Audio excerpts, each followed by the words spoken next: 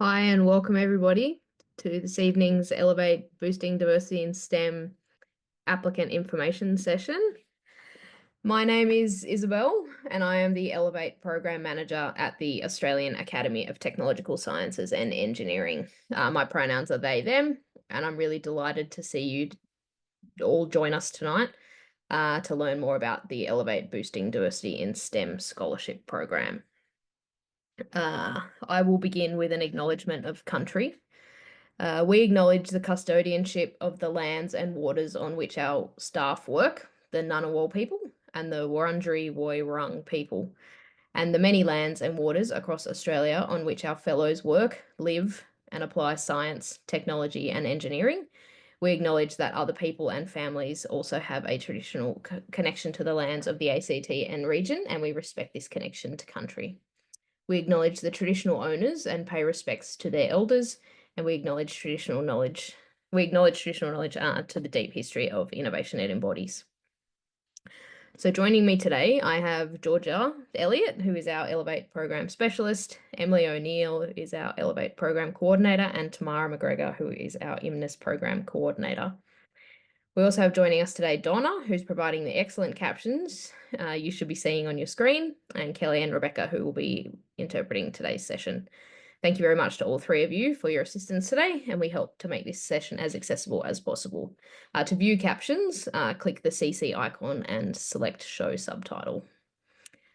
The structure of today's session will be a 40-minute overview of the program aims and the support the Elevate program provides and the logistics of the application process, followed by a Q&A session. During the Q&A, we will answer as many questions as possible, and please feel free to put your questions in the Q&A throughout the webinar. Chat can be used for links or comments, but not for questions specifically. We'll also be recording this session, and it will be available on ATSE's YouTube channel.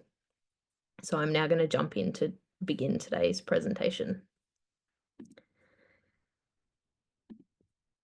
Okay, ATSE is one of 5 learned academies in Australia, and it is made up of independent experts helping Australians understand and use technology to solve complex problems. ATSE brings together more than 900 fellows who are Australia's leading experts in applied science, technology, and engineering to contribute robust and practical thinking to Australia's big debates through advocacy and government. ATSE's strategic goals, you should be able to see on screen. And Elevate champions the quality, inclusive STEM education and enhances Australia's skilled workforce. That's our strategic goal that Elevate is most strongly aligned with. ATSE operates across industry, academia, education, and government, which enables us to take a collaborative approach to co-designing the program, the Elevate program, in consultation with the sector. Elevate is funded specifically by Elevate is seed funded by the Department of Science, Industry and Resources through the Australian government's Boosting the Next Generation of Women in STEM Fund. Elevate has also been generously supported by the Department of Defence, Snowy Hydro, and philanthropic support. We are grateful to all of our partners for the support of the program. Now, our strategic goals link directly with ATSE's policy priorities, and these are determined collectively by our fellowship. The policy priority areas include climate change mitigation and adaptation, enhancing research collaboration, translation and commercialization, and inspiring and educating young people in STEM. The Elevate Boosting Diversity in STEM program aligns strongly with ATSE priority area of inspiring and educating young people in STEM. Now, ATSE has an incredibly strong focus on gender equity, and the development of ATSE's diversity and inclusion toolkit for genuine diversity and inclusion, STEM-focused small medium enterprises to embed diversity and inclusion in their key activities of recruitment, retention, and promotion. The diversity and inclusion toolkit is available on ATSE's website. Now I'm going to hand to Georgia, who will run through an overview of the Elevate program.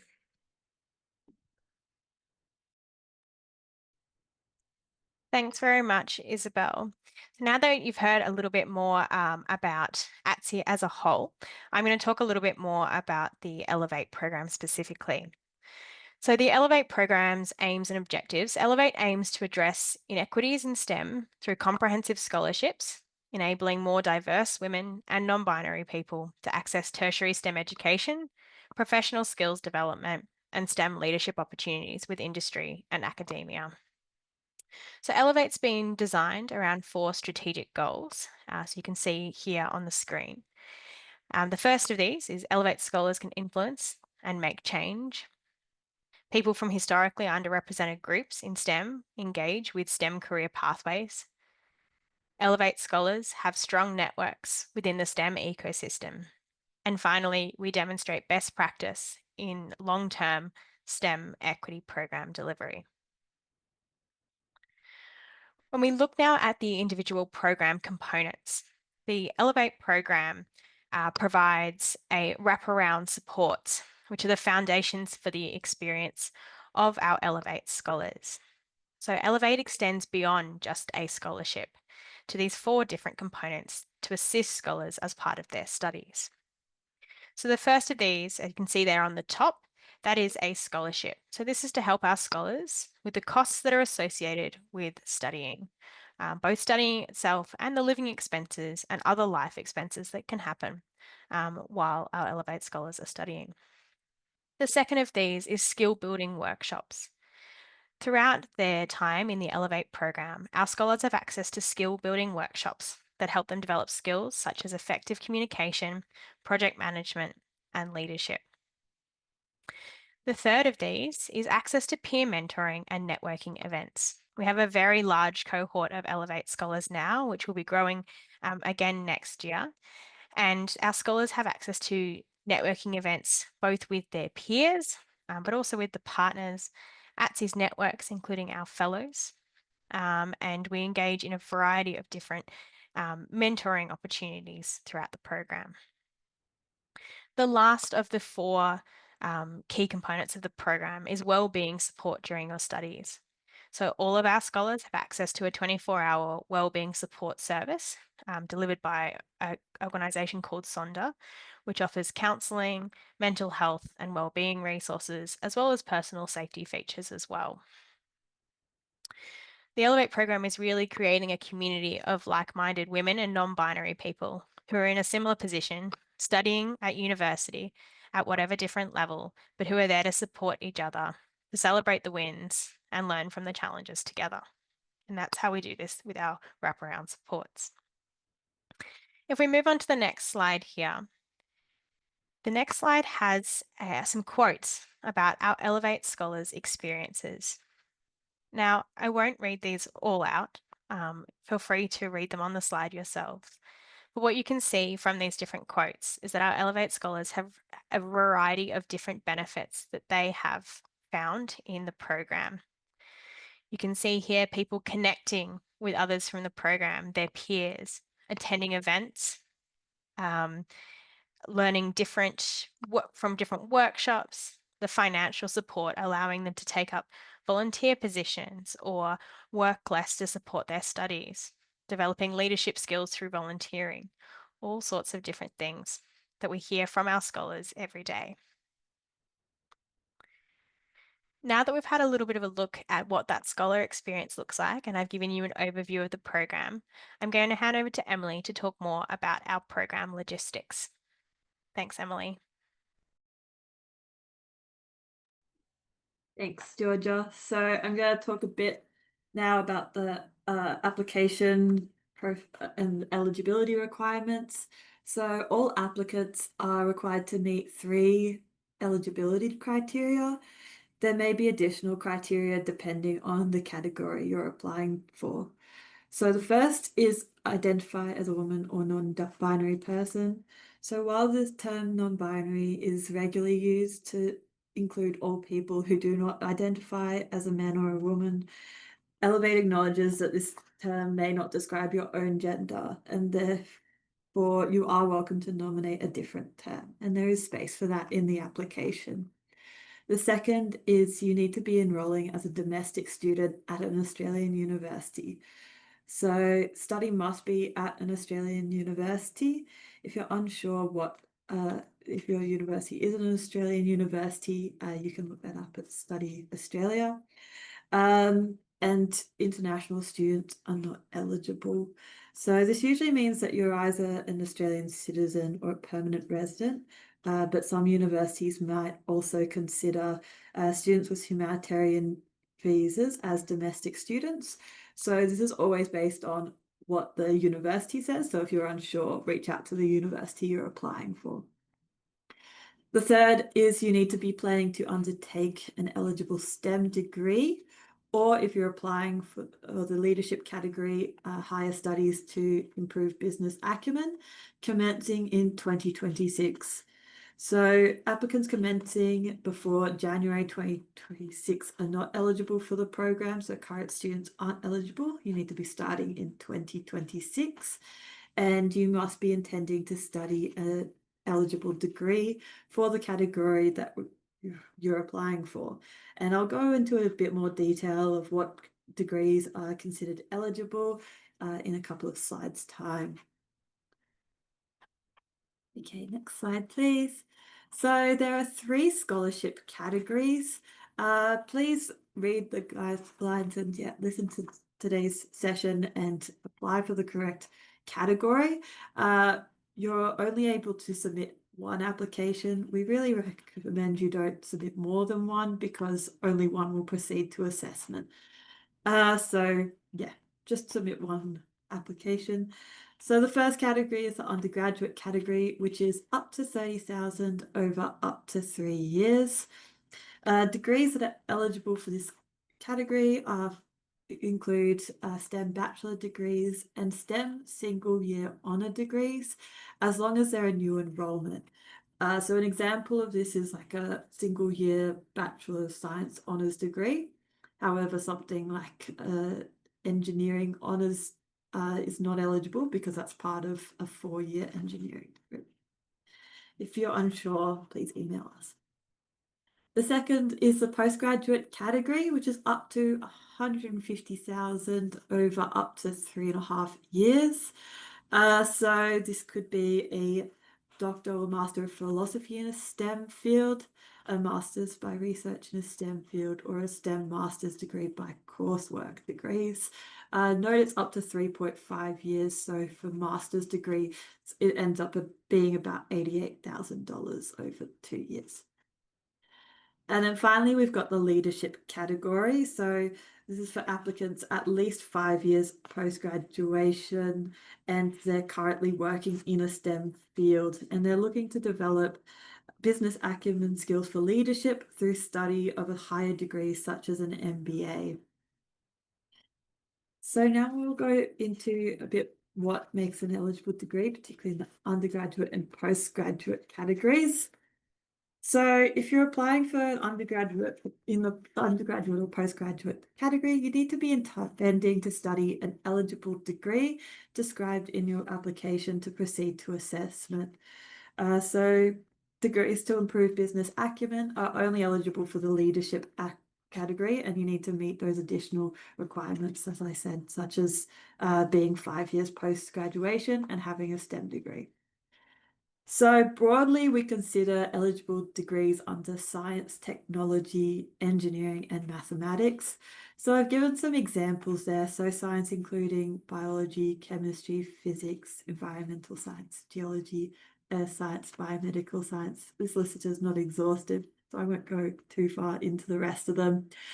Mathematics, I'll just note that that needs to be a Bachelor of Mathematics or a degree in mathematics.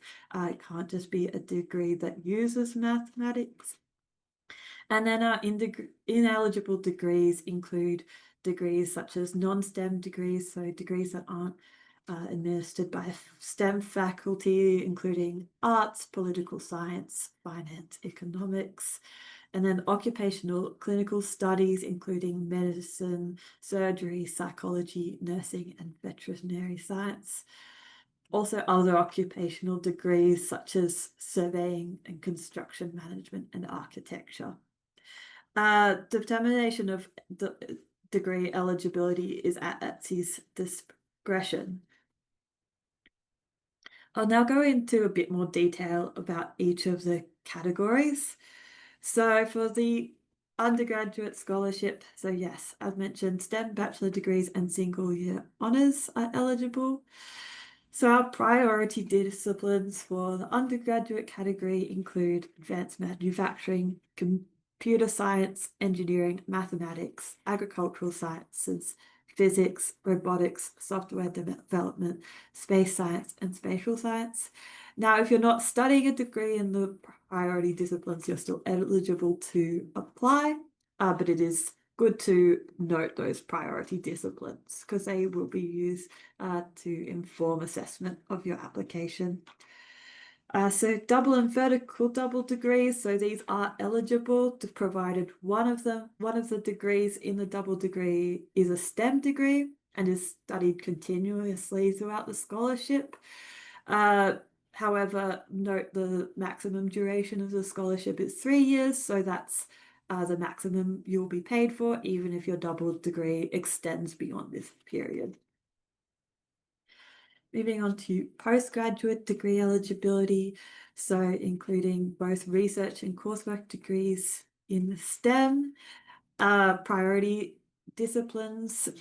So priority disciplines include resources, transport, medical science, defense capability, renewables and low emission technologies, agriculture, forestries and fisheries, and enabling capabilities such as engineering, data science, robotics, and quantum. Applicants, particularly in research degrees who have a strong industry collaboration, or if you're in a coursework degree have kind of links to industry, will be also prioritized. Similar with the undergraduate, if you're not in these specific fields, still eligible to apply, but still noting that applicants in these areas may kind of be assessed more favorably. Lastly, we'll go into the leadership category. So a bit more complicated eligibility here. So the leadership category is open to applicants who are 5 years post-graduation of a STEM qualification. We do take a pretty broad sense of what we consider a STEM qualification in the leadership category. So this can include sort of it might be a university degree, or it might be a certificate or on-the-job training. So we can be flexible there, but we do ask that you provide that detail. So there is space in the application for you to provide that detail there. So if you don't have a STEM degree of sorts, but you do have one of those other things, don't disqualify yourself, and always feel free to reach out to us for a chat. Ineligible is applicants without a STEM qualification, certification, or relevant work experience. Also applicants who are less than 5 years post-graduation. And then prioritize, we've got applicants working in resources, transport, medical science, defense capability, renewables and low emission technologies, agriculture, forestry, fisheries, and enabling capabilities, so similar to the postgraduate category. And then eligible for the degrees, so as mentioned before, so leadership scholarship applicants are eligible to study a higher degree to improve business acumen, such as an MBA. This is quite broad what this can mean. This can be any kind of postgraduate degree that improves your knowledge and skills of business or leadership, including business planning, operations, finance, and strategy. This may be to improve your understanding of risk and opportunities, improving efficiencies, or solving complex problems. So if you're unsure about whether your degree is eligible, also reach out to us, because we can be quite flexible in what that kind of looks like. Next, I'll talk a bit about payments. So as Georgia mentioned, one of the components of the program is you receive a scholarship. So the scholarships outlined before, and they're also back in that table there. So scholarship amounts are for the maximum length of the degree or the scholarship, whichever is shortest at a full-time rate. We do allow part-time study, so if you're studying part-time, you just receive a half rate over double the duration so that you still receive the same amount overall. So if you're successful for a scholarship, you'll receive an upfront payment upon providing proof of enrollment, and this can be to help support you in the costs of starting studies such as relocation or buying supplies. You don't need to report how you spend the scholarship, and there's no particular way you need to spend the scholarship money. The point of the scholarship is to support you in the way that you feel is best. And then it also gets paid directly to you and not your institution or university. It's also important to note, oh, sorry, and one other thing I'll add, so we've got the quarterly payment rates there. So yeah, you receive 4 payments a year if you're successful, on top of the $5,000 payment at the start. They're released once you've completed a quarterly check-in. It's just a 5-minute check-in for us to see how you're going, and we don't use that data in any way other than to check on you. And then lastly is Elevate scholars may hold more than one scholarship, but it is up to you to make sure holding a second scholarship isn't going to impact or contradict your eligibility for a second scholarship. Applicants with existing scholarships are advised to contact their university scholarships office to understand the implications of holding a second scholarship. Now go into application logistics. So to apply for the Elevate program, you need to submit an application through the portal. So there is an online form. If you're interested in applying, you can apply through the portal linked in the website. There are also options for alternative submissions. So if there's a reason that you might find it hard to complete an online form, please reach out to us because there are plenty of options for you to submit alternative submissions. Noting if you submit an alternative submission, you still need to keep to the same word count and limits as the normal application. So ATSE is committed to providing inclusive and equitable access to all potential applicants. So yeah, please do reach out to us if that is something you would like to do. Applicants must submit their applications by 9 a.m. AEST Monday, 1st of September 2025. Unfortunately, we can't accept any late applications, and there's no extensions to the deadline. It is important to note that the portal will close at exactly this time, so even if you try to submit at 9:01, I know it might seem harsh, but the portal will not accept it. So please get your applications in nice and early if possible. When you start an application, it does automatically save, and you can log back into the portal at any time and make changes. There's also a countdown clock, I believe, on the top right when you're in the application. So make sure you're submitting your application in advance of this deadline. So assessment of application occurs in September and October, and then offers will be made by the end of November. You will receive a response from us whether you're successful or not successful. So either way, you will still be informed. All eligible applications are assessed by an expert selection committee, which is composed of representatives across industry, academia, and government. with a diverse range of experiences and for who are selected as they are inclusive leaders and support the objectives of the Elevate program. And scholarships are conditional on receiving an offer to attend university and that the subsequent enrollment is into an eligible course of study. So that's an important one to make sure, you're still enrolling into an eligible course of study. So it is conditional still.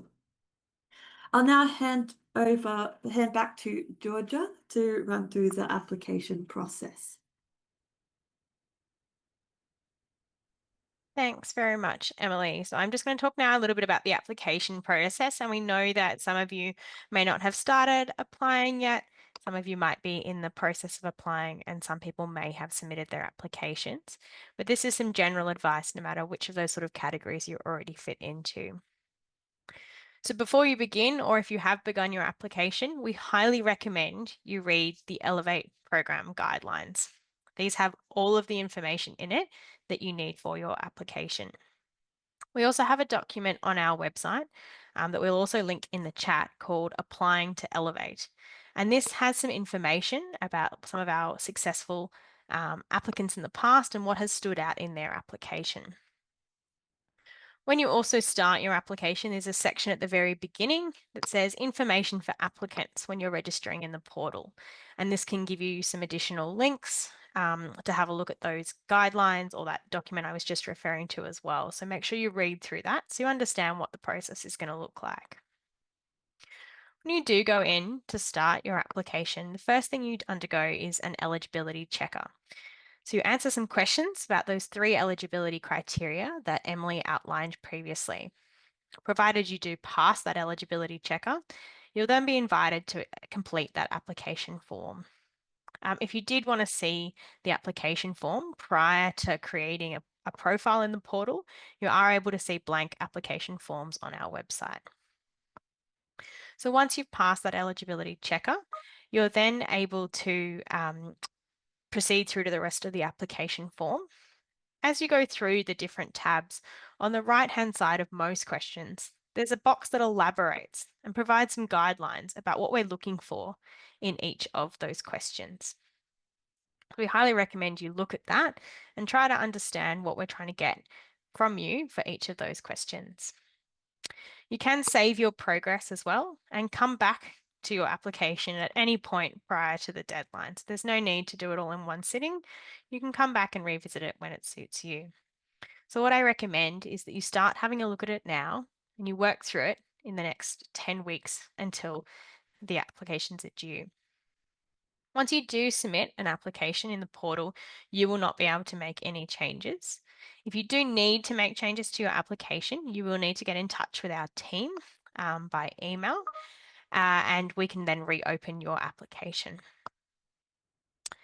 When you're going through that application form, you will be asked to give the details of the degree that you expect to commence in 2026. If you haven't finalize what degree that's going to be or you're unsure, there is a box as well for you to be able to provide those additional details. There's a table at the bottom of this slide here that shows sort of a summary of the different categories of questions that we ask in that application form and the main long response questions. So you'll see there's some basic sort of demographic questions, some shorter response questions, and then some long response questions, which are the ones noted here. You can also see this with prompts under each section on page 6 and 7 of the Elevate program guidelines if you want to revisit this information. We recommend that you pay close attention to the weightings and also the word count for each of these long response questions. You're unable to go over the word count within the portal and we'll need to stick to that maximum. The document, like I mentioned before, Applying to Elevate, also has those common things that have been successful in applications related to these long response questions. So sort of have both open when you're looking at that so you can compare it. All of our eligible applications that do go through to assessment will be assessed by at least 2 assessors who'll be able to see the information you've provided about your degree and your answers to the long response questions as well. They then help us determine the final shortlist, considering the different demographics, degree, discipline, and the scores that have been provided by the assessors as part of the initial stage of the process. So that's a little bit more about what the application questions look like. We'll move on now. Before we head into our Q&A section, we did want to answer some frequently asked questions. So we're often asked if there's a minimum ATAR requirement to apply. So particularly obviously for our school leavers who are heading into an undergraduate degree or who may have finished school in previous years. And there is no ATAR or equivalent grade requirement to apply for the Elevate program. We welcome people to share academic achievements, awards, and scores if you want to in your long response questions. It's not a requirement. Our selection is not based on academic merit, but rather how you respond to those long response questions. We often commonly ask, and I have seen it in the Q&A already as well, are you able to study part-time? And I know Emily covered that off before. But yes, we do support scholars to study part-time. And if you do need to make a change between your study load during your degree, you're also able to do this. If you're studying part-time, your quarterly payments are paid at a 50% rate for a longer duration of your scholarship. Are you eligible to start your degree in semester 2 this year or at any other point this year? No, if you are commencing a degree in 2025, you are not eligible for the Elevate program for 2026. Scholarships can only be used to support new enrolments commencing in 2026. In 2026, you are able to start at either semester 1 or we do support semester 2 enrolments, but you do need to indicate when you're planning on commencing if you were to be successful in receiving the scholarship. And the last question is, do I need a university offer to apply? We appreciate that at the moment it's June. Many of the university offers, some are starting to do some early offers, but most people wouldn't have a university offer to study for next year yet. So you don't need a letter of offer to apply for this program. You are able to just indicate what you are planning on studying. But if you are successful in receiving an Elevate scholarship, it will be conditional that you do accept and enroll in an eligible degree for your scholarship category. I'm now going to introduce our Q&A section. So what we're going to do now is I can see there's lots of questions coming through. There are some questions still coming through in the chat. We're not able to moderate both the chat and the Q&A section. So if you do have a question you would like answered, please put it into the Q&A section. You can pop them in anonymously or with your name associated with them as well, so that we can have a look at those questions as we come through. If we don't get a chance to get to your question tonight, or if your question is very specific to your set of circumstances, you can email us at applications@atse.org.au, and we'll pop that in the chat as well, so you can see where to email us, or that email is also available on our website. So if your question is very specific tonight about your circumstances, we most likely won't be able to answer it, but please feel free to email us. But also have a look at the program guidelines and the FAQ sections of our website as well, because that's based off questions we've had in the past from previous applicants. So I'm now going to invite Emily and Isabel to join us as well, and we will get started on our Q&A.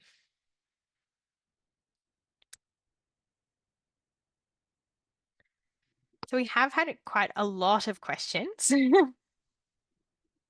All right, excellent. So we've got Emily and Isabel here as well now. So we'll go through them and see how many we can get through tonight. We do obviously have quite a bit of time left.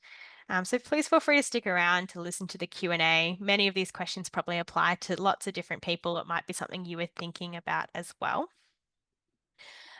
So one of the questions that I have seen coming through is about some of the tax implications of the scholarship as well. So I thought maybe I might hand to you first, Isabel, to answer the question about, is this scholarship taxable?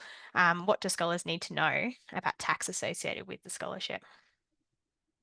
Thanks, Georgia. In relation to tax, ATSE and Elevate do not provide any tax advice regarding the scholarship. You are encouraged to please reach out and do your own tax research and consult with your university as well. But yeah, we do not provide any tax advice from our end at all. And that's because everyone's set of circumstances are individual too. So we're not able to sort of determine what your circumstances would be. That's not our specialty area at all. So we do recommend you reach out. There is also a great government website that you're able to access to that talks about the different tax implications of university scholarships. We've got a few questions here about double degrees, both if one's STEM or if both are STEM, one's STEM, one's not STEM. Emily, do you think you could cover off for us a little bit more about how the double degrees work in both what's supported as part of their degree? Yeah, of course. So double degrees are definitely supported. We get quite a lot of scholars who do double degrees. They're quite common. Only one of your double degrees needs to be an eligible STEM degree. So that means you can do something such as a Bachelor of Science with a Bachelor of Arts, for example, and that would be supported, noting that we would only support the eligible STEM degree. So, for example, the Bachelor of Science. We also do support vertical double degrees. So that's where you've got a bachelor degree and master's degree together. Very similar. So yes, we support it, but you will only be supported for one degree. So one scholarship funds one degree. And as you also would have noted, the undergraduate scholarship is for a maximum of 3 years. So we won't support has degree. We won't you won't continue to receive funding beyond that 3rd year or the maximum duration of your degree, whichever is shortest. Great, thanks, Emily. And I also noted someone here had asked about will their application be considered any less in any way for having one STEM and one non-STEM degree? And the answer to that is definitely not. We ask you to justify when you have a look at the application questions, you'll be asked to talk about sort of your passion and your relevance of STEM for your career. So it's great if you can bring in what else is going to sort of support you in your own STEM journey. So that's not a problem if one of your degrees is not a STEM degree. We've had some questions here about what sort of things are provided in the skill building workshops. Emily, do you think you could give us an overview of some of the different workshops that have been provided for our Elevate scholars? Yeah, of course. So we deliver a range of skill building workshops. As you can understand, we've got 3 very different categories of scholarships. So we provide skills building workshops designed at all those stages. So right from undergraduate to sort of our emerging people who are scholars who are becoming leaders. So things like project management, science communication, sort of understanding the risks or how to be on a board and those kind of leadership skills are some of the things we cover in those skill building workshops. Great. Thanks very much, Emily. You know, there's been all sorts of different things our scholars have done. One of the other things you can do if you are interested in hearing more about what our scholars have done, if you go to any of the ATSE social media pages, we often post about some of the workshops that we've been running, and you can see sort of some of the things our scholars have said about those workshops too. And if you're not already following us, feel free to follow along because we're running workshops and things for our current scholars at the moment. We might move on here to talking about, we've got a question here about deferral, which I think is a really great question. So somebody's considering deferring a 2026 start to 2027. Would they be eligible for the scholarship? I might hand to you, Isabel, for that one. Thanks, Georgia. You would be ineligible this year. You do have to commence study So to be eligible for a 2026 scholarship, you do have to commence study in 2026. You would have to commence study before the 31st of July. We do support both first and second semester start for study. However, you would have to commence in 2026. You would be eligible to apply for 2027 though. Just, yeah, bear that in mind. Great, thanks, Isabel. We might move on here to having a bit of a look at, we've kind of had some other questions about transferring. If you're starting in semester 2, like we said, semester 2 is absolutely fine. If you are currently studying though this year and in 2025, the same degree is not eligible for next year. So I can still see a few questions coming in for the chat. If you are commencing in 2025, you are unable to apply for a 2026 Elevate program scholarship. We have had a few questions here about people though who might be looking at transferring credits from other units, but they're moving universities and they're starting new degrees. Now, some of these are quite specific questions, but maybe Emily, you can sort of give us an overview about what happens if people are transferring unis or have credits from existing degrees, but are looking to sort of start a new degree in 2026. Yeah, of course. So it does actually really depend. So our general rule is if it's considered a program transfer, it's not eligible because a program transfer, your enrollment is considered as starting when you started that degree.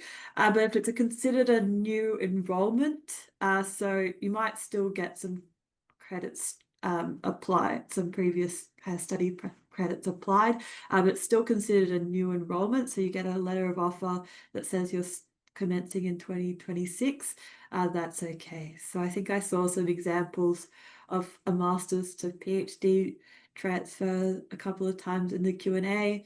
Yeah, it really does depend whether it's considered a new enrollment or whether it's considered as a part of the same enrollment. So I think for that scenario in particular, it's like articulating into a PhD, which is where it's essentially your master's becomes your PhD, or whether it's transferring, so it's a new enrollment into a PhD, considering some of the things you've done in your master's. So a bit complicated terminology, but that's we essentially need something to say that your degree is commencing in 2026. So if you think you can provide that, that's okay. If you think you can't, then unfortunately you won't be eligible. Great, thanks very much, Emily. That sort of answers probably a few questions that are coming through about people who might have started to look at accepting but haven't actually commenced study and things like that too. So as long as you can get something from the university to say you're commencing your study in 2026, that's okay. We have had a couple of questions come through as well, sort of about part-time study, a few questions about sort of how that works with the part-time rate and also the length of degree. I know that was something you covered off before, Emily, but do you want to just cover off again about how a part-time study option works and maybe give an example of a scholar, not a current scholar, but a sort of a framework of what a scholar might look like if they go to a part-time study load? Yeah, of course. So I'll use the undergraduate scholarship payment in the example. So that's 30,000 over 3 years. And so a full-time scholar would receive about $2,000 a quarter. But if you were doing an undergraduate degree part-time, you would receive $1,000 a quarter, but over 6 years. So you'd still receive the 30,000 overall. Another thing we can facilitate is you don't need to study completely full-time or completely part-time the whole degree. So there is flexibility to move from full-time to part-time. You just need to let us know so that we're able to make those adjustments to your payments.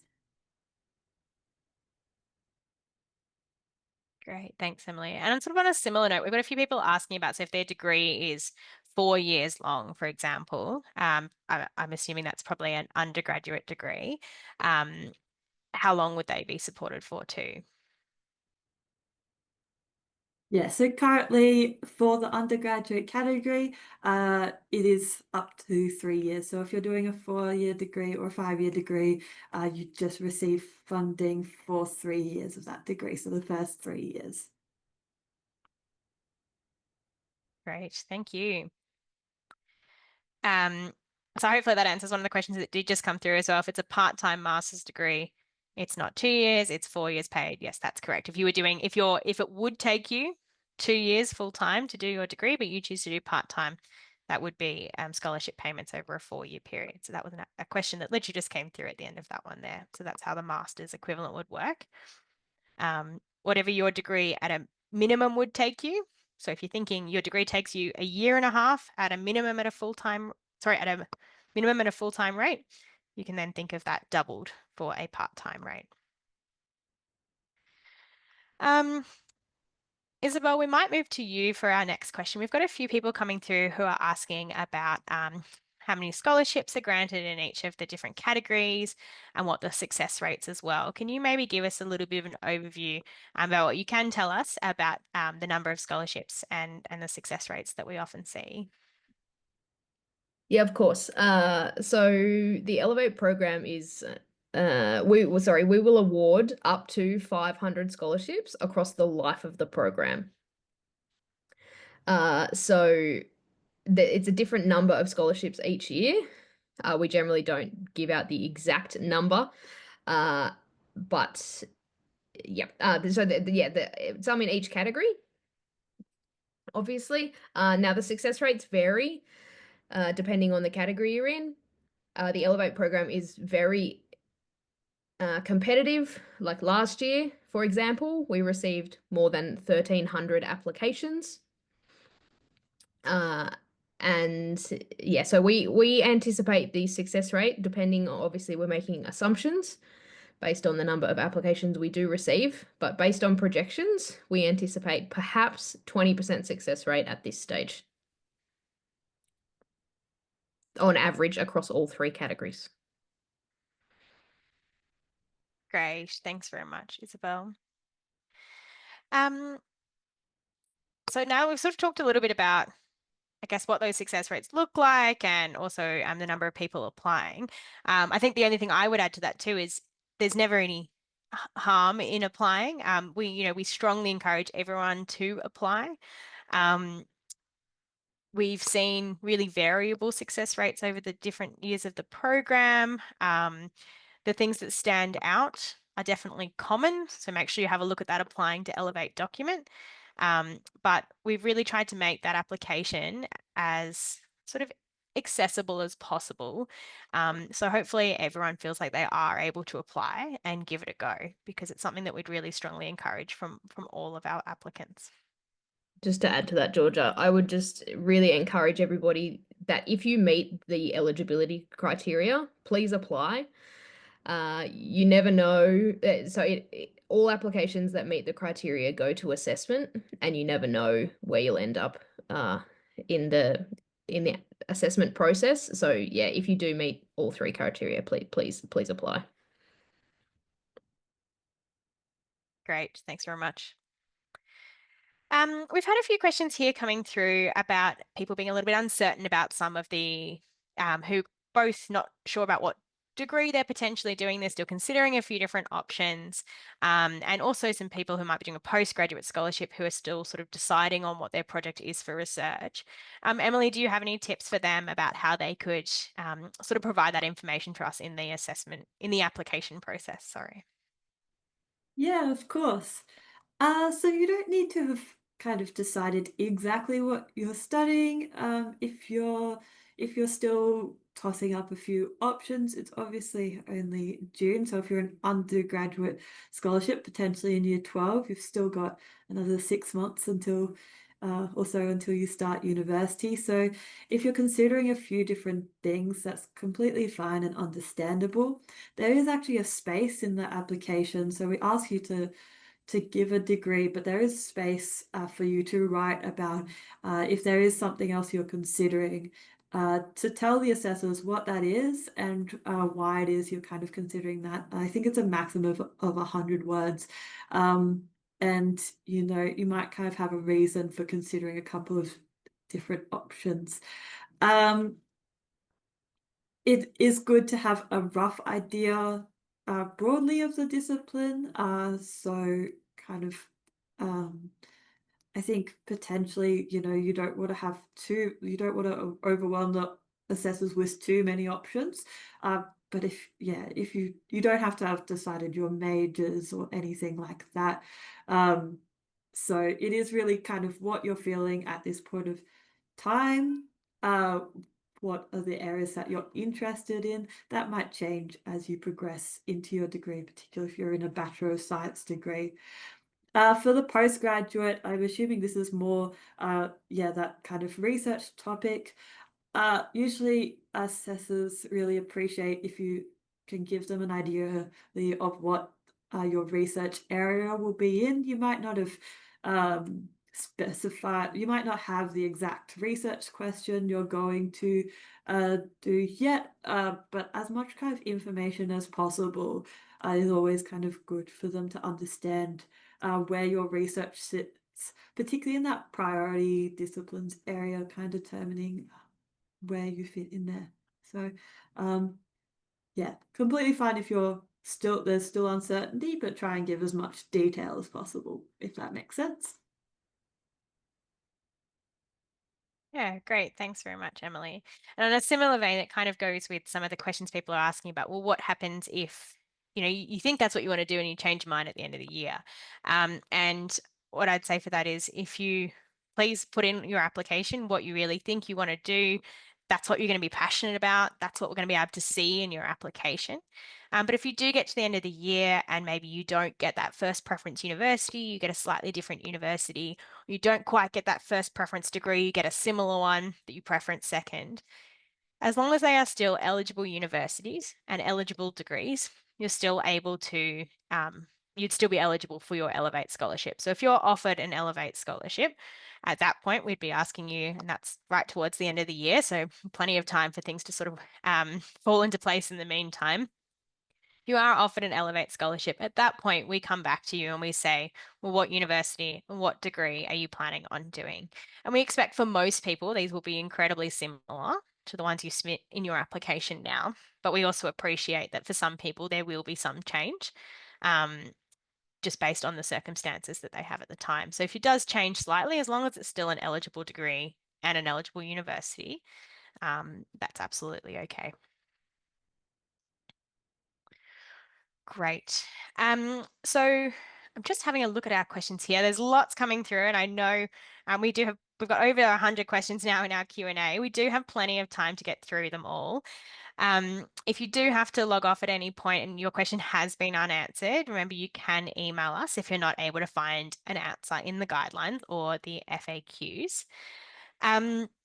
We've got a few questions here more specifically about particular areas of study. So I've seen a few on different types of engineering, different types of information technology, that sort of thing. We won't go through them all individually because a lot of them are in the guidelines. And if you're really not sure, you can email us. But maybe, Emily, do you want to just give us a bit of a broad overview of what is sort of considered a STEM degree and how would people make sure that their degree is a STEM degree?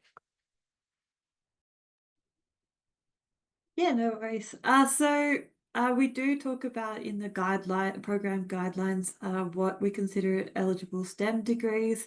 If you're more of a visual person, I do recommend going to our YouTube channel once this recording is uploaded and going back to the slide where I had the table, what is not a STEM degree, what we don't consider a STEM degree versus what is a STEM degree. I found that really helpful. But yeah, generally, more broadly, it's kind of degrees under science, technology, engineering, and mathematics. And so their degrees are administered by a STEM faculty, although we do understand that some universities can kind of go broader beyond these faculties. So it is still good to check that your degree kind of falls into those general areas. And then I'll note the kind of ineligible degrees that we get asked about a lot are kind of degrees in medicine, clinical studies, psychology, surgery, veterinary studies, etc. Those are not eligible for the program, unfortunately. So yeah, if that's one of the degrees you're wanting to apply for, that won't be supported by this scholarship. We're looking at kind of science degrees in kind of your chemistry, biology, physics, environmental science, science, etc. And then engineering, technology, mathematics degrees. And then, yeah, as I noted earlier, mathematic degrees are, for example, a Bachelor of Mathematics. So not just degrees that use maths. So even if you're in the undergraduate or postgraduate category, wanting to study a kind of a businessy degree that has a lot of math in it, that's not considered a mathematics degree to us. And we do, it is at our discretion what degree is eligible. Great. Thanks very much, Emily. And I hope that answers a couple of the questions in the chat. I know there's some coming through about some very specific ones. So if that hasn't answered your question about that, feel free to get in touch with us. I know there was a question that I saw coming through about sort of why isn't medicine, dentistry, that sort of degree eligible? And there's many different scholarship programs out there and sort of each have their different set of criteria. And for us, we're funded very specifically to support a set of STEM degrees. And we are particularly interested when you look at other categories, like the postgraduate category and leadership, in supporting sort of connections with industry and supporting business growth and people already working in STEM. So it is not something, if you're in one of those occupational medical degrees, it's not something we're currently able to support within the guidelines of our program. So we know that can be frustrating for some people, but it's not something we're able to be flexible on within the current structure of the program. I don't know if Isabella or Emily, if either of you wanted to add anything to that one. Yeah, if you do have any further questions about that, you're welcome to contact us. We've got a few questions coming through here about what would happen if you went on exchange. So we have had scholars do this. So I'll throw over to Emily to answer what happens if you do go on exchange throughout the program. Yeah, so we can support scholars to go on exchange as long as you're still enrolled in your university. So we ask scholars for annual proof of enrollment, and then you're still required to complete the quarterly check-ins.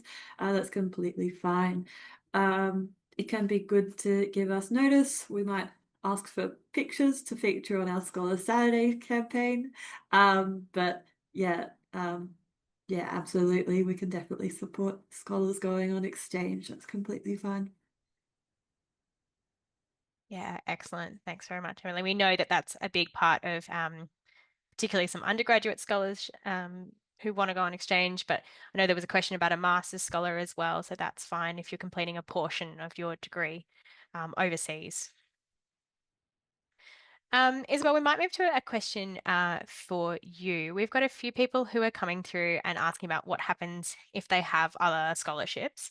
Either they know about it already or if they get another scholarship or anything like that. Could you possibly give us a bit of an overview about how the Elevate Scholarship interacts with other scholarships? Yeah, of course.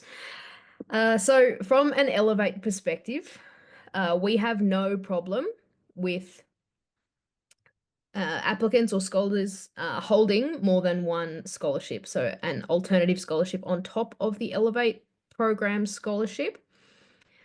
This will not affect the amount of your Elevate scholarship from our perspective. However, you would also need to confirm with the other scholarship institution or your university as to whether they would allow it from their end.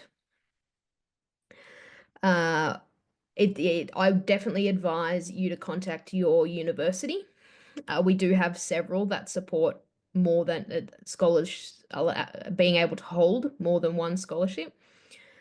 So please speak to your university, reach out to us if you have any questions.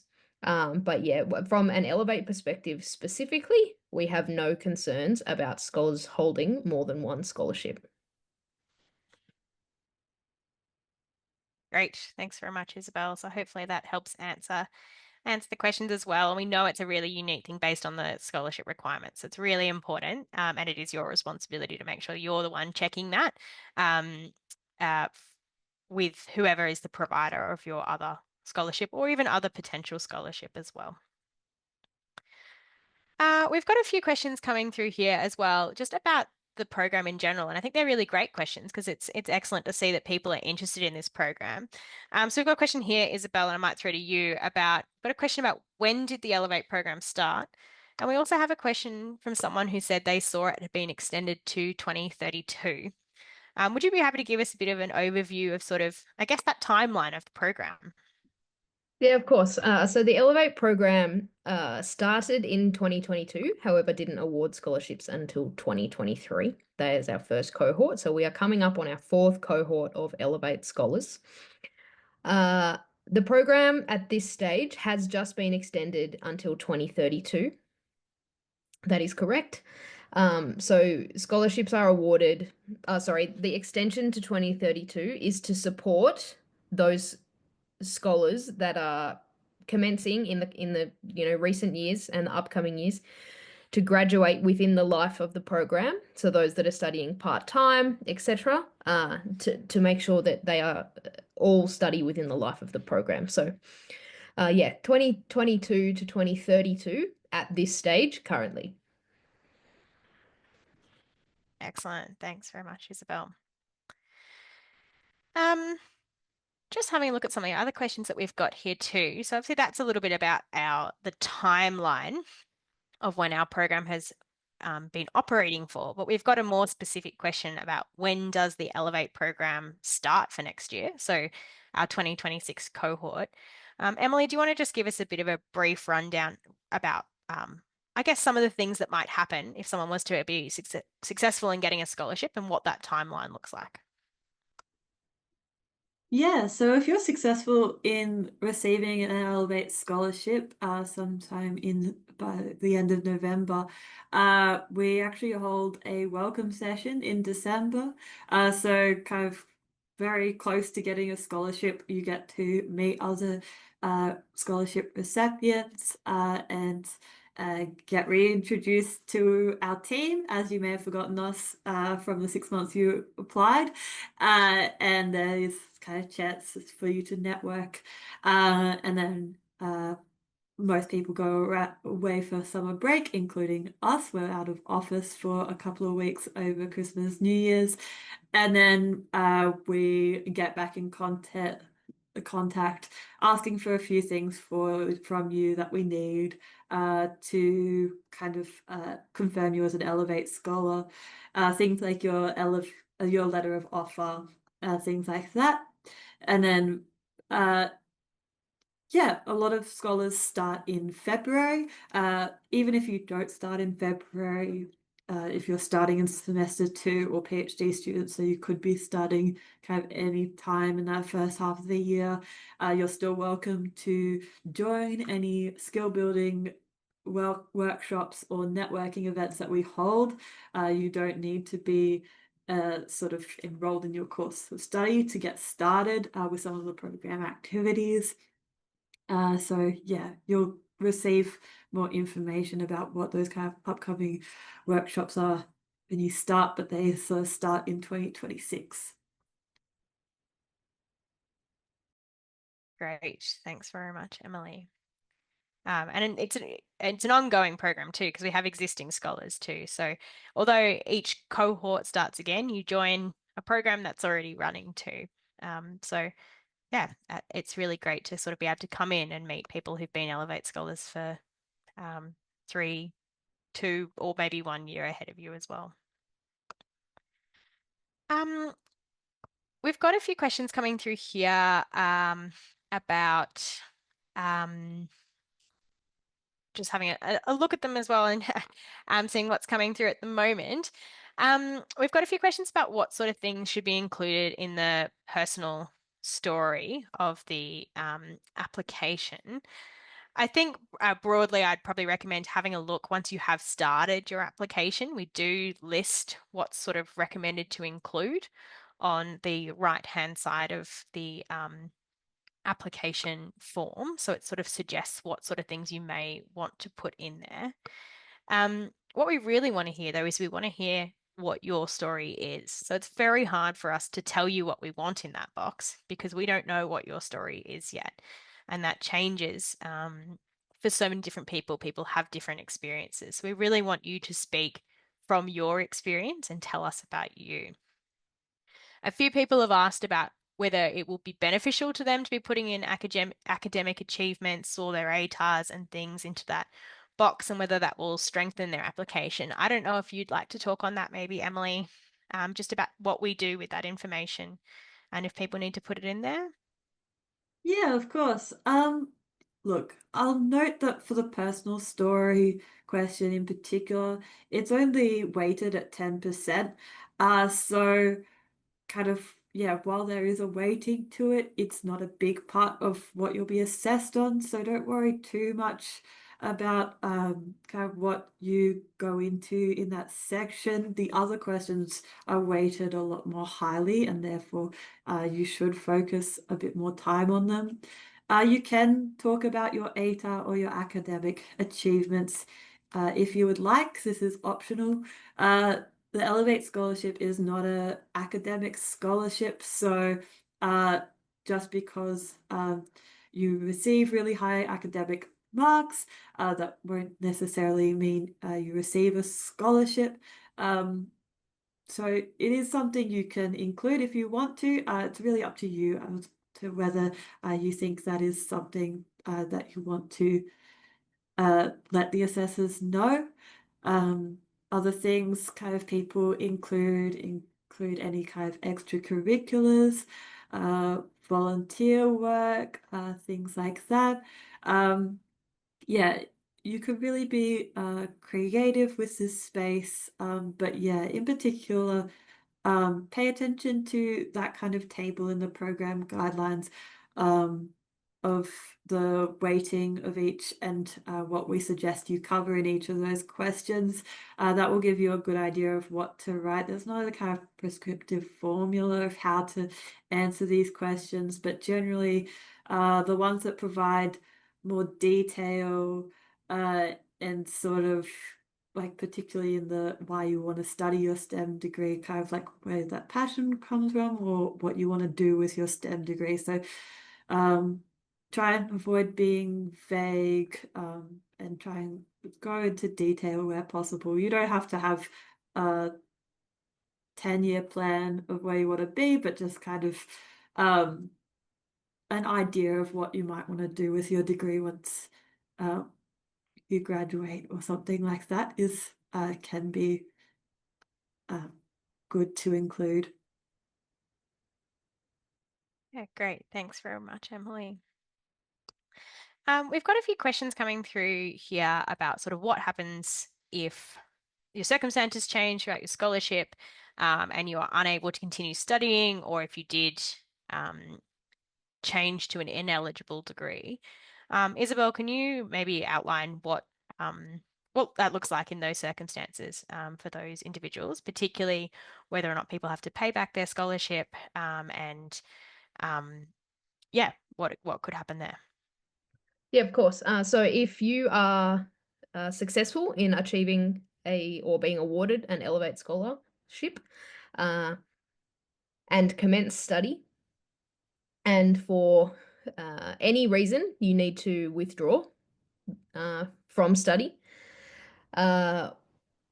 we do not ask you to pay back any payments you have already received. You would receive a letter of termination from the program, and that is it. Now we do support leaves of absence from the program. So if you did need to take a break for any reason, we would support a leave of absence from study for up to 6 months, no questions asked. we want to support scholars as much as we can. So it would be an individual circumstance that we could discuss one-on-one as to how best we could support you, but we want you to continue your studies and we want to support you to do that. So we are very open to discussing several options. But yes, we support a leave of absence, and you would not be required to pay back any scholarship funding you have received if for any reason you did need to withdraw or you were to transfer into an ineligible degree. Great. Thanks very much, Isabel.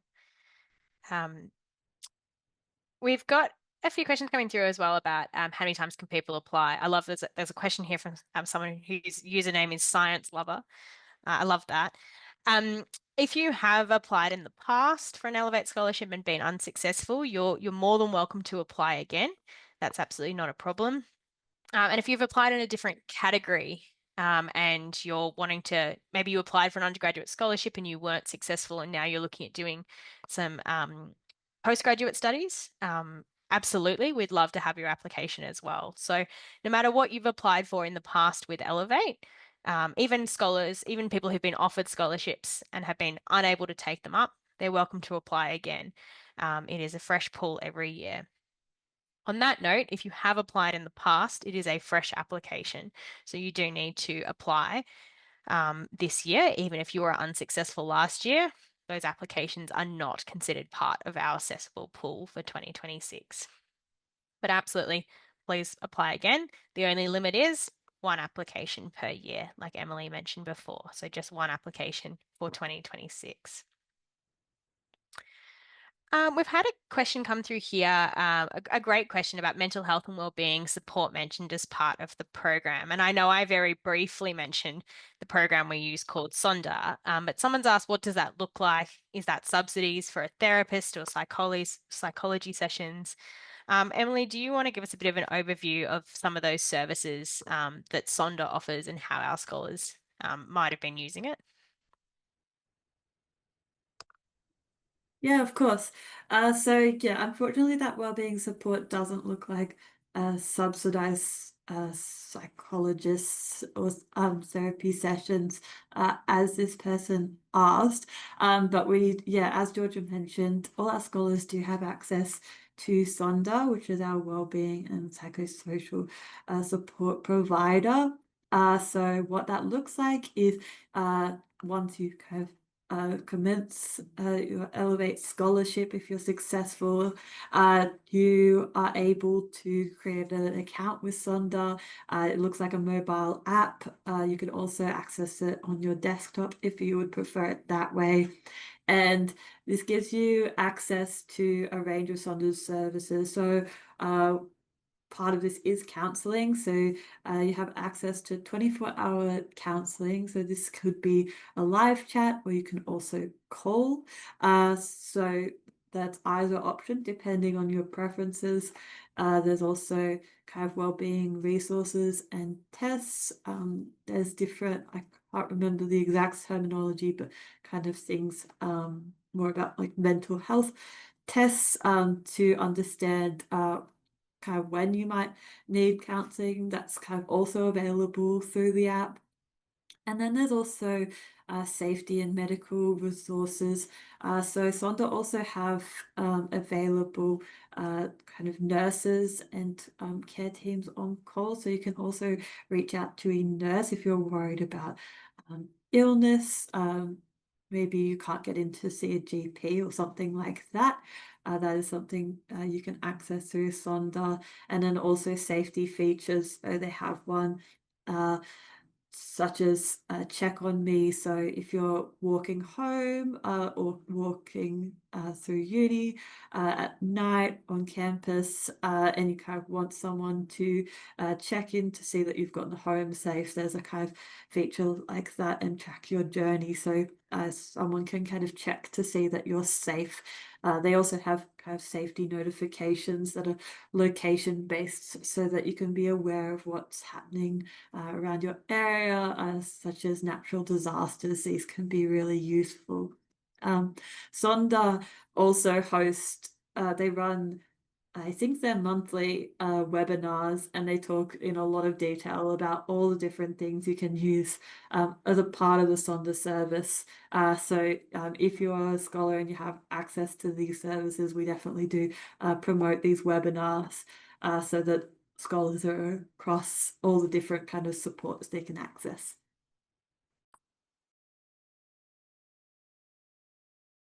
Great. Thanks very much, Emily. It really is a very wonderful program.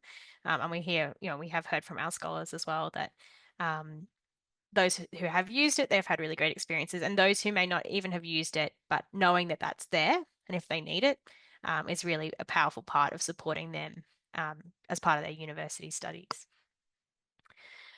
We've got a couple of questions coming through here about is there an age limit or an age cutoff?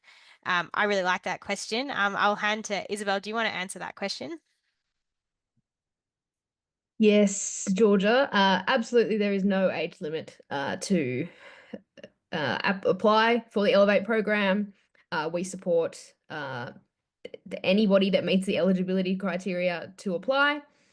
We also encourage applications from those that have taken a break from study or have potentially, taken a break from the STEM workforce due to, caring responsibilities and things like that. We absolutely support that, and we would encourage you to apply. Obviously, if you meet all 3 eligibility criteria, that's it. That's all you have to do to apply. Perfect.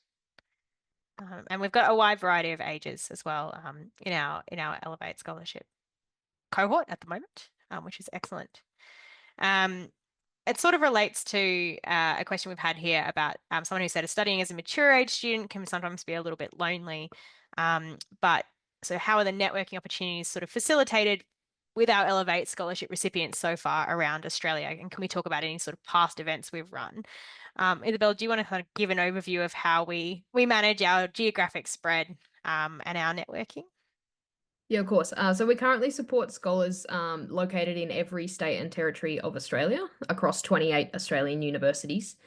Obviously, noting that it is difficult to be able to touch base with every single person all the time and that you're not all located in the same space. We definitely do, we do online scholar social nights where we run, a Zoom webinar type session where, we play games and everybody gets to meet each other and chat and catch up. We run these, it's like 2 a year, Emily. Maybe I made that up. 2 a year, and so they're always a really fun time, and the scholars get to engage with each other, especially those that aren't all located in the same spot. However, we do also open opportunities across Australia, depending on the opportunity to do so. But we have hosted networking events with scholars at, in Melbourne, in Sydney, Adelaide, Brisbane. We also encourage scholars to attend and support where we can, scholars to attend our ATSE annual events. Last year was in Melbourne. We had scholars attend that. This year is upcoming in Adelaide. We will also have scholars attend that. There are plenty of also opportunities that pop up throughout the year, and we do encourage scholars to submit an EOI or an expression of interest in order to throw their hat in the ring to be supported to attend events. But we try our best to engage all our scholars, either in a hybrid form, either online or in person. Yeah. Great, thank you very much. And it's lovely when we get to meet scholars in person too. We really enjoy it, but equally, it's great seeing scholars online. It means we get to have a really broad group of people, I guess, at the same time too. And we've had scholars who realize they're on opposite sides of the country, but in the same interest area who've then connected too. So having those online opportunities really opens up for that as well. Someone asked a question just as Isabel was going through that about being informed about events in different states. Our Elevate program events Many of the ones Isabel was just describing are specific for our Elevate scholars. So you would be receiving communications from us in newsletters. We have a platform on which our scholars are connected and things like that. So if you were a scholar, you'd be informed in those ways. If you are interested more broadly in ATSE's different events, such as the event Isabel just mentioned in Melbourne last year that's being held in Adelaide this year, you can have a look at the ATSE website, and we have some information there about our different events that are coming up. And please feel free to have a look at them. We've had a question come through a couple of times here too that I think I might throw to Isabel to answer. We've had a question about, are you more likely to be successful if you have a higher diversity? So if you do tick more of those boxes, I guess, that we have at the end. And when I say boxes, I don't mean different identity criteria. I do mean the physical boxes that are in the application form. If you identify in the form, sort of how does that impact your application and your chances of success? The short answer is no. We encourage you to identify with as many of those criteria that you feel comfortable to. However, you do not have to identify with any of them if you don't want to. When applications go to assessment, they are de-identified applications, and the assessors do not receive your diversity, any of those boxes that you may or may not have ticked. They are given consideration in the assessment in terms of the allocation of scholarships, but they are just assessed at like a wider level, not on an individual basis. So yes, in a short answer, the number of boxes you tick will not determine the success rate of your application. Great. Thanks very much, Isabel. We've got a couple of minutes left, so I'm trying to get through many questions as possible. I am aware there's still over 60 questions that we've not quite managed to get to. So we have answered now, we just ticked over answering 100 questions. So we are really trying our best. And don't forget, if we don't manage to get to your question, you are welcome to email us at the applications@atse.org.au email. I might get a member of my team to just pop that one in the chat just so people have access to it.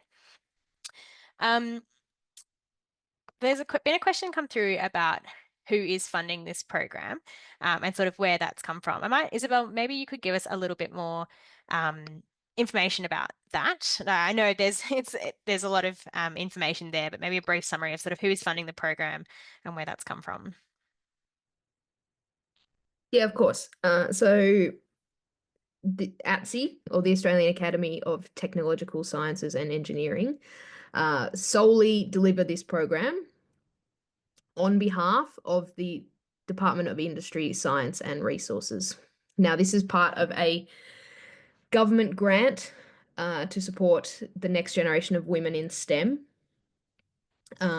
It was seed funded by the Department of Industry, Science and Resources.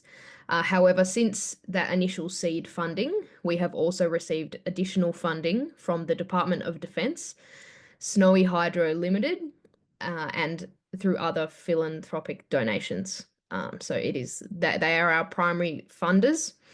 The program was also initially supported by our founding collaborator organizations.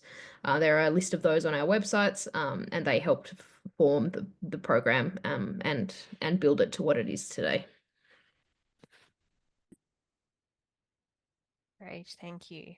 It's excellent to have so many people supporting the program too. Very grateful for that.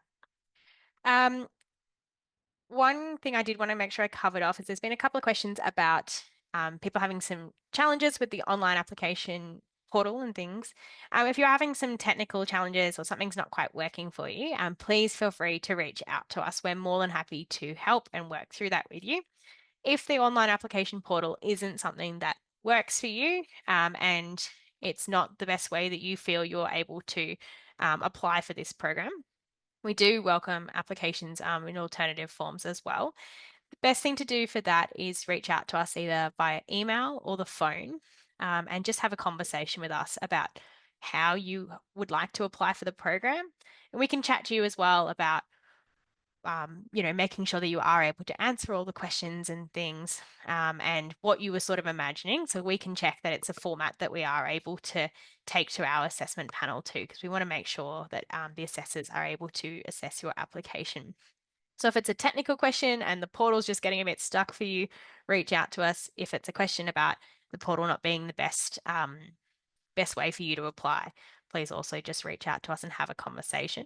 We do get a lot of inquiries, but we do try to get back to everyone within a few business days. And at the moment, there's still 10 weeks till those applications are due. So the earlier you talk to us, better. We're able to help providing some of that advice. With that, I think we might, I'm just seeing if there's any more last burning questions. I do appreciate there's still over 60 questions. We have got to as many as we possibly can. Again, feel free to email us if we haven't got through to your questions. Just trying to see if there's any last minute questions here. There is a question about applying for a PhD. I do want to clarify that for the Elevate Scholarship Program, we're supporting your enrolment in a university, but you have to apply and enroll in the university yourself. So we're unable to support you finding a supervisor or finding a research topic or anything like that. You do have to apply for the university yourself, and we're able to then provide you with a scholarship to support your studies, but not to enroll you in your studies. Similarly, there was a question about for the leadership scholarship, are there different types of training that are eligible, such as AICD? All leadership scholars have to be completing a tertiary university qualification. So we're unable to support additional forms of leadership training. If you were completing say an MBA and you were doing a university degree commencing in 2026, and you chose to do AICD training alongside that degree, you'd be welcome to use your scholarship funding to support that training.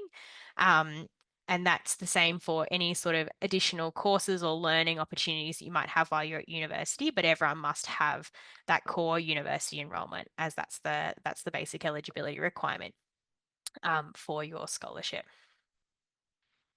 We've also had a few questions about how many people have joined this webinar. Well, we've had more than 250 people to register to join us tonight. Not everyone's been able to stay at the whole time, but there's been quite a lot of you.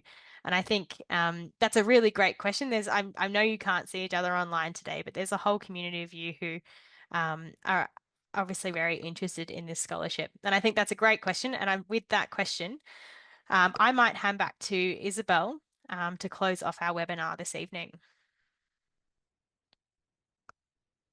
Thanks, Georgia. Thank you to everybody for joining us tonight and who came in, for all your great questions. If you leave the session, please read the guidelines and the FAQs. And if you do have on our website, and if you do have any other questions, please send us an email to that applications@atse.org.au email address that is linked in the chat. Links to any further information and resources have been put in the chat, so please check them and please consult the ATSE website if you are looking for these. If you are unsure about anything, please just email that applications@atse.org email. Please continue to review the FAQs as these are continually updated based on these sessions and the number of inquiries we receive. We really look forward to receiving your applications for the Elevate Boosting Diversity in STEM program for next year's scholarships. We are really excited to have a new cohort join the program. I want to thank my team and the team at ATSE for helping this happen tonight. And I also really want to thank the interpreters and captioners, Kelly, Rebecca, and Donna tonight for your help. Have a great night, everybody. We really look forward to receiving your applications soon. Thank you.